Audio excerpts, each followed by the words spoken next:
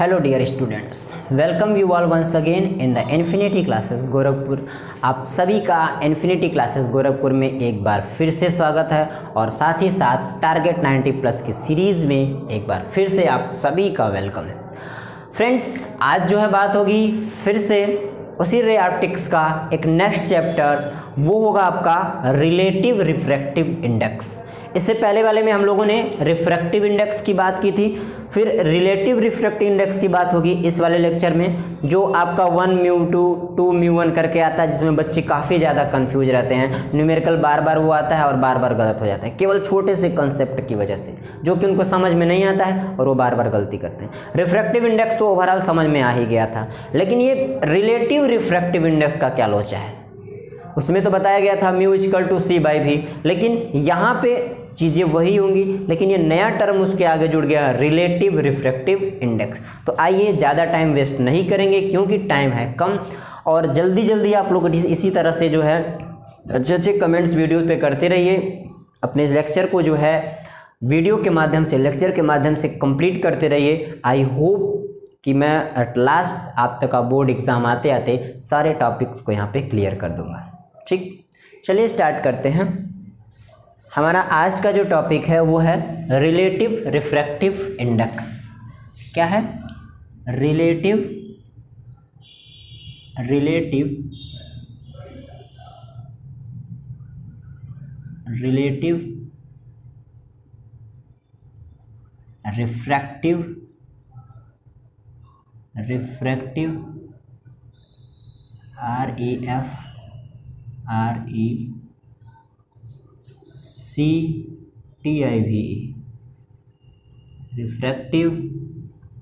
Relative refractive index.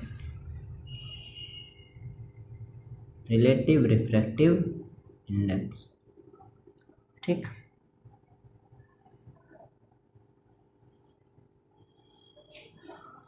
ठीक है, अब इसको जो है सबसे पहले हम लोग फिगर के थ्रू जो है इसको पहले समझ लेते हैं, और फिर उसको जो है हम लोग इक्वेशन के तौर पे इसको समझेंगे, ठीक। और उसका साथ ही साथ स्टेटमेंट भी हम लोग लिख लेंगे, राइट। तो फिगर की अगर बात करें, फिगर अगर बन जाएगा तो आप लोग क्या करते हैं, आसानी से उसका डेफिनेशन भी बना सकते हैं। सबसे अच्छी बात ये है, जैसे फार्मूला जब तैयार रहता है, फार्मूला याद रहता है, तो उसके अकॉर्डिंग हम लोग डेफिनेशन भी बना सकते हैं। जैसे होता है I=Q/T, सपोज कीजिए I=Q/T। तो अगर करंट का डेफिनेशन बनाना है तो लिख सकते हैं कि किसी भी कंडक्टर में, अगर हिंदी में बात करूं, कंडक्टर के अंदर जो है पर सेकेंड में जो 1 कूलम ऑफ चार्ज जो है एंटर करता है या फ्लो करता है, तो उसको हम लोग कह सकते हैं 1 एम्पियर, अगर करंट की बात की जाए तो कुछ इसी प्रकार से। तो यहाँ पे भी हम लोग पहले फिगर ड्रा करेंगे, फिगर के माध्यम से समझेंगे, फिर उसके डेफिनेशन को लिखेंगे, एंड आफ्टर दैट इक्वेशन को भी लिखा जाएगा, ठीक। रिलेटिव रिफ्रैक्टिव इंडेक्स, यहाँ से आपका डेफिनेशन हो जाएगा उसका, ठीक है। डेफिनेशन रिलेटिव रिफ्रैक्टिव इंडेक्स का। फिगर की अगर बात करें तो फिर से वही सेम, ये रहा आपका इंटरफेस। क्या हो गया आपका? इंटरफेस हो गया। यहाँ हम नॉर्मल पहले बना देते हैं, ठीक है। क्या हो गया आपका? ये नॉर्मल हो गया, एन डैश नॉर्मल हो गया। अब देखिए, इस वाले मीडियम को ये अलग सेपरेट नहीं, ये नॉर्मल ही है, ये पूरा ऊपर वाला एक मीडियम, नीचे वाला दूसरा मीडियम है। इसको हम नाम दे देते हैं रेयरर मीडियम, सपोज कीजिए, और इसको हमने सपोज कीजिए नाम दे दिया डेंसर मीडियम। मीडियम नहीं लिखते हैं, रेयरर और डेंसर से काम चलाते हैं, ठीक है। अब रेयरर से एक रे ऑफ लाइट कोई आती है, जैसे ये रहा आपका रे ऑफ लाइट, रेयर से एक रे ऑफ लाइट आई है। मान लेते हैं उसकी स्पीड क्या थी, या वेलोसिटी जो भी थी, स्पीड या वेलोसिटी जो भी लिख सकते हैं, v1 थी। v1 क्यों? मीडियम 1 है तो हमने v1 रख दिया। ये कौन सा मीडियम है? मीडियम 1 हो गया, और इसको नाम दे दिए मीडियम 2 का। जब ray of light first medium में थी उसकी वेलोसिटी v1 थी और उस मीडियम का जो रिफ्रैक्टिव इंडेक्स था वो μ1 था। क्लियर हो गई बात इतनी। सिमिलरली अगर वही रे ऑफ लाइट फिर से जो है वह दूसरे मीडियम में इंटर की, ये हो गया आपका एंगल ऑफ इंसिडेंस, तो और ये हो गया आपका एंगल ऑफ रिफ्रैक्शन। तो जैसे दूसरे मीडियम में वो एंटर की, आपको दिख रहा होगा साफ कि वो नॉर्मल की तरफ बेंड हो गई। ये आप काफ़ी समय से पढ़ते आ रहे हैं कि जब रे ऑफ लाइट एक मीडियम से दूसरे मीडियम में जाती है तो वो नॉर्मल की तरफ बेंड हो जाती है। कंडीशन होना चाहिए क्या, कि वो रेयर से डेंसर की तरफ आए। अगर डेंसर से रेयर जाती है तो नॉर्मल से दूर चली जाती है। ठीक है, ये बातें क्लियर है। जब ये दूसरे मीडियम में आई तो उसके स्पीड को हम v2 नाम दे देते हैं और दूसरे मीडियम का जो रिफ्रैक्टिव इंडेक्स है उसका नाम दे देते हैं μ2। अब जरा डेफिनेशन बनाते हैं। ठीक है, इसका डेफिनेशन हम बनाने का प्रयास करते हैं। क्या बनेगा डेफिनेशन हमारा? रिलेटिव रिफ्रैक्टिव इंडेक्स का होगा, यानी कि दोनों के रिलेशन में, दोनों मीडियम के रिलेशन में। तो यहाँ क्या होगा, पहले यहाँ रिलेटिव रिफ्रैक्टिव इंडेक्स लिख लीजिए, नहीं तो बच्चे कंफ्यूज जाएंगे।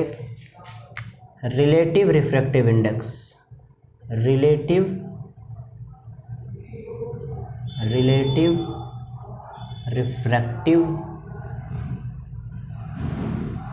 Refractive index, right, relative refractive index.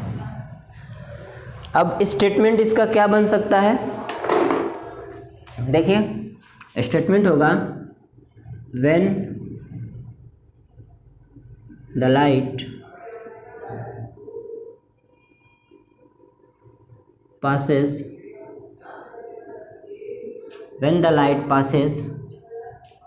from, यहाँ से लिख देते हैं from one medium to another medium,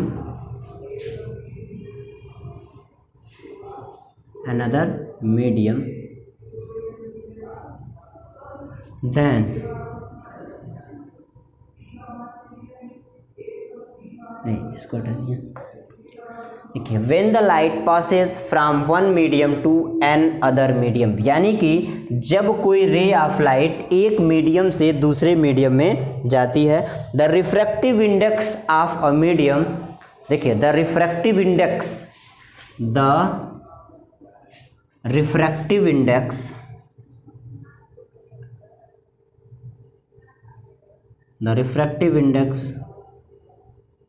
of one medium to another medium, या कह सकते हैं first medium to second medium, या कह सकते हैं rare medium to denser medium, from one medium to another medium, refractive index of one medium to another medium is known as relative refractive index,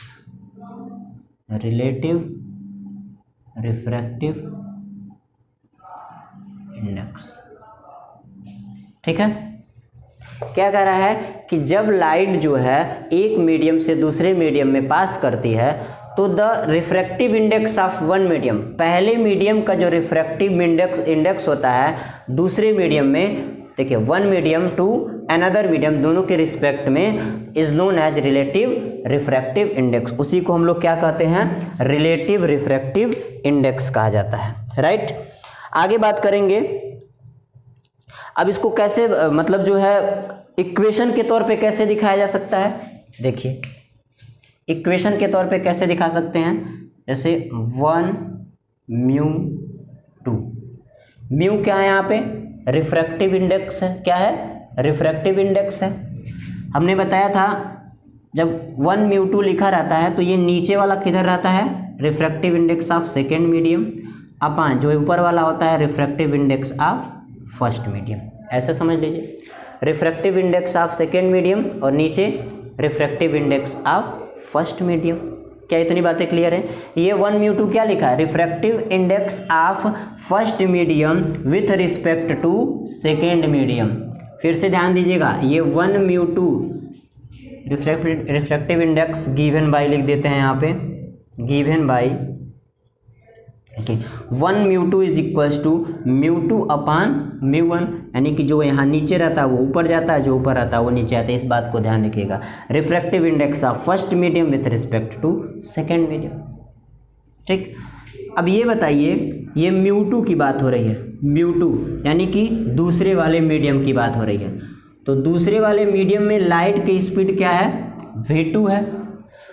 और इसको कंपेयर किससे कर रहे हैं? बार बार हम लोग किससे कंपेयर करेंगे? Speed of light, speed of light यानी कि c से। तो क्या इसको हम लोग लिख सकते हैं c अपान में v2 लिखा जा सकता है, दूसरे वाले के लिए c अपान v2 अपान, अब इसी तरह इसका भी c अपान v1 लिख सकते हैं ना। अब v1 का मल्टीप्लाई c में हो जाएगा, equals to v1 into C upon v2 into C. तो c से c कैंसिल, तो ये हो जाएगा v1 अपान में v2, यानी कि 1 μ2 is equals to v1 upon v2 हो गया।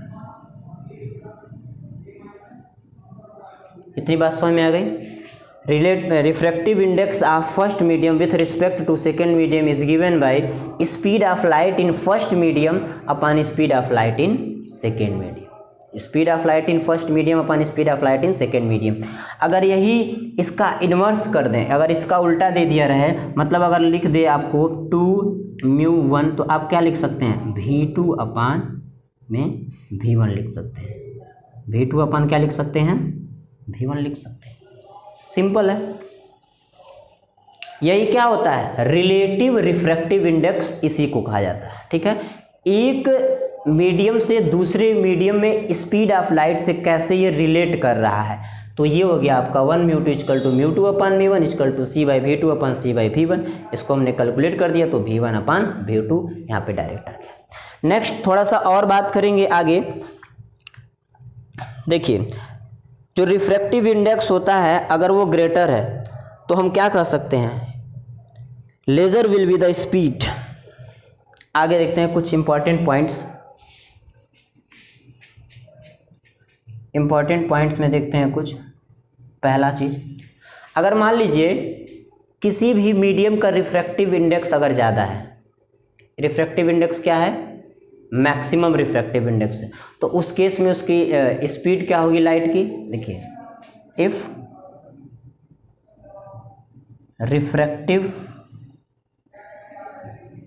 इंडेक्स इज मैक्सिमम, क्या हो?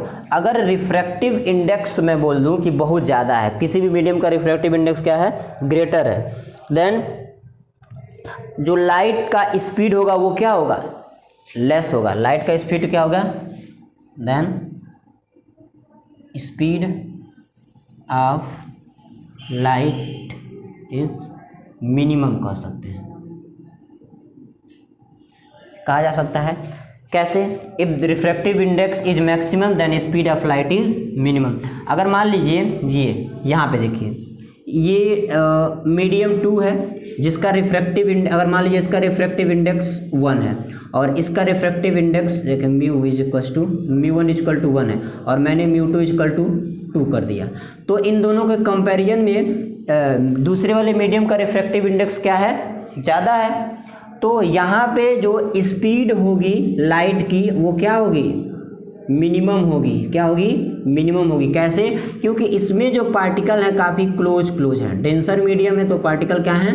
क्लोज हैं। और जब पार्टिकल क्लोज हैं तो जब रे ऑफ लाइट आएगी तो इसे टकराएगी इनसे, तो इसकी स्पीड क्या हो जाती है? कम हो जाती है। क्या हो जाती है? कम हो जाती है।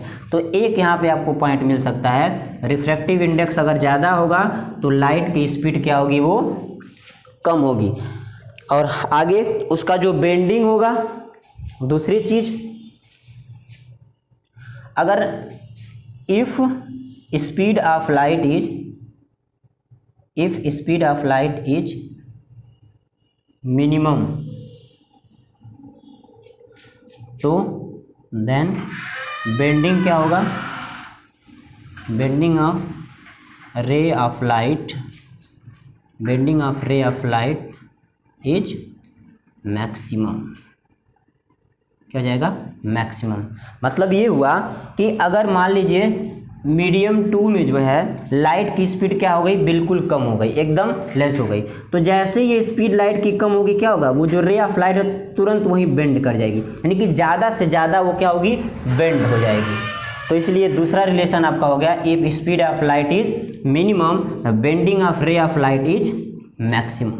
ये दो आपके पॉइंट हो गए। ठीक, क्या इतनी बातें समझ में आ गई? रिलेटिव रिफ्रैक्टिव इंडेक्स धीरे धीरे समझ में आ रहा। देखिएगा ये चीज़ें काफ़ी इंपॉर्टेंट होने वाली हैं आपके लिए, इन चीज़ों पे ज़्यादा फोकस कीजिएगा। छोटे छोटे न्यूमेरिकल्स ही आते हैं इस पर, लेकिन बच्चे थोड़ा सा जो इस पर कन्फ्यूज हो जाते हैं। ठीक है, एक तरह से देखा जाए तो रिफ्रैक्टिव इंडेक्स और वेलोसिटी का रिलेशन कैसा है, एक v2 इज इक्वल्स टू, यहाँ पे देखिए यहाँ पे देखिए इस जगह पे अगर ये 1 μ2 लिखा है तो हम लोग इसको ऐसे भी लिख सकते हैं, μ2 upon μ1 is equals to v1 upon v2, μ2 upon μ1 is equals to v1 upon v2। एक रिलेशन आपका ये भी बन के निकल जाएगा। ठीक, तो ये था हमारा रिलेटिव रिफ्रैक्टिव इंडेक्स, जिसमें एक दो इम्पॉर्टेंट पॉइंट्स हैं। इन चीज़ों पे ज़रा विशेष ध्यान दीजिएगा कि रिफ्रैक्टिव इंडेक्स ज़्यादा होगा तो स्पीड ऑफ लाइट क्या होगा, कम होगा, और उसमें जो रे ऑफ लाइट का जो बेंडिंग है या कितने डिग्री से बेंड कर रहा है वो भी क्या हो जाएगा, वो मैक्सिमम हो जाएगा। तो ये कॉम्पिटिटिव में कभी कभी ये क्वेश्चन बन जाते हैं, ये जो आपके पार्ट हैं इस पार्ट से क्वेश्चन आपके बन जाते हैं, तो इन पे ज़रा विशेष ध्यान रखिएगा। ठीक है, चलिए नेक्स्ट लेक्चर में हम लोग बात करेंगे प्रिंसिपल ऑफ रिवर्सिबिलिटी की। आई होप ये रिलेटिव रिफ्रैक्टिव इंडेक्स आप लोगों को समझ में आ गया। अगर अच्छा लगा वीडियो तो एट लास्ट जाते जाते लाइक कीजिएगा। Thank you.